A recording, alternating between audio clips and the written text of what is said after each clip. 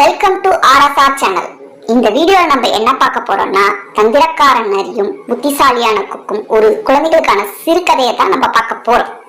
ஒரு அடர்ந்த காடு, அங்கு பல மிருகங்கள் வாழ்ந்து வந்தன. அந்த காட்டில் நரி ஒன்று வசித்து வந்தது. அதற்கு எப்பொழுதும் யாரையாவது ஏமாற்றி அவர்கள் ஏமாறுவதை கண்டு மனம் மகிழ்வது பொழுதுபோக்காக இருந்தது. அந்த காட்டில் அறிவுமிக்க கொக்கும் ஒன்று வசித்து வந்தது. அந்த கொக்கு அனைத்து மிருகங்களிடமும் நன்மதிப்பை பெற்று இருந்தது. இதை பொறுக்க முடியாத நயவஞ்சக நரி அந்த கொக்கை எப்படியாவது ஏமாற்ற வேண்டும் என்று நினைத்தது. ஒரு நாள் கொக்கு நரியின் குகை இருக்கும் வழியில் வந்து கொண்டிருந்தது. நரி அந்த கொக்கை பார்த்து, கொக்கு நண்பா, உன்னுடைய அறிவை பற்றி பல மிருகங்கள் கூறுவதை கேள்விப்பட்டிருக்கேன். இந்த அறிவு மிக்க கொக்கிடம் நான் நட்பு வைத்துக் கொள்ள ஆசைப்படுகிறேன். அந்த நட்பின் நிமித்தமாக நாளை உனக்கு ஒரு விருந்து வைக்க விரும்புகிறேன். உன்னால் வர முடியுமா?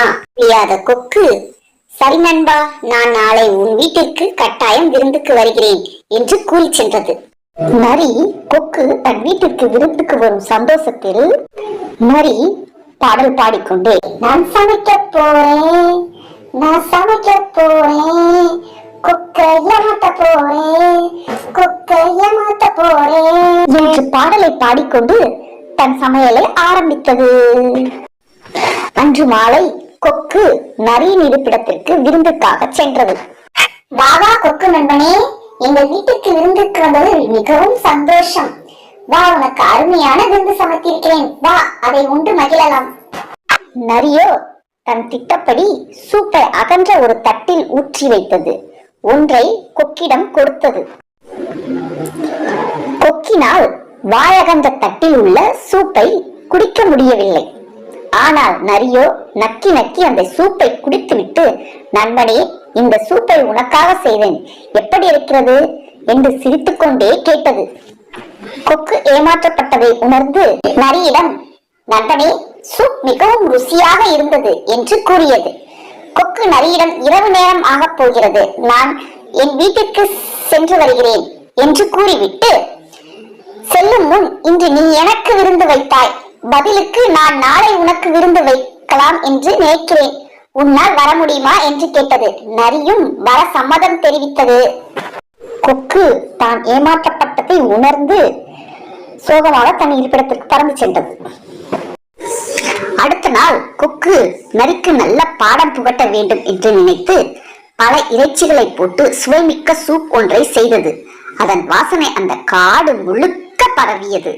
கல்யாண சமையல் சாதம், காய்கறிகளும் பிரமாதம், இது கௌரவ பிரசாதம், இதுவே நரிக்கு பாடம் புகட்ட, இதுவே நரிக்கு பாடம் புகட்ட. அன்று மாலை நரி கொக்கின் வீட்டுக்கு சென்றது.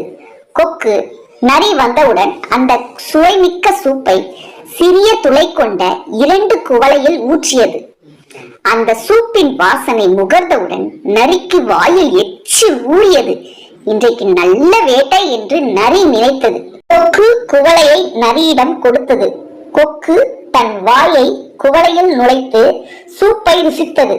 நரியினால் துளை சிறியதாய் இருப்பதனால் குடிக்க முடியவில்லை. குவளையில் ஓரங்களில் சிதறி இருந்த சிறு துளிகளை மட்டுமே நக்கி சாப்பிட முடிந்தது. கொக்கு நரியை பார்த்து சூப் எப்படி இருந்தது என்று கேட்டது. நரியும் மிக அருமை, இது போன்ற ஒரு சூப்பை நான் குடித்ததே இல்லை என்று பொய் சொல்லியது. அப்போதுதான் நரி ஏமாற்றப்பட்டதை உணர்ந்தது. நரி கொக்கிடம் விருந்துக்கு நன்றி என்று கூறிவிட்டு வருத்தத்துடன் சென்றது. அப்போதுதான் நரி நாம் மற்றவர்களை ஏமாற்றும் போது அவர்கள் எவ்வாறு வருத்தப்பட்டு இருப்பார்கள் என்று உணர்ந்தது.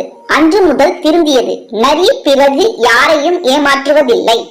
குழந்தைகளா, இந்த கதையிலிருந்து என்ன தெரிஞ்சுக்கிட்டோம்னா, நாம் மற்றவர்களை ஏமாற்றும் போது ரொம்ப வருத்தப்படுவாங்க. அதனால நாம யாரையும் ஏமாற்றக்கூடாது. புது புது கதைகளுக்கு எங்களுடைய சேனலை மறக்காம சப்ஸ்கிரைப் பண்ணுங்க. நன்றி, வணக்கம்.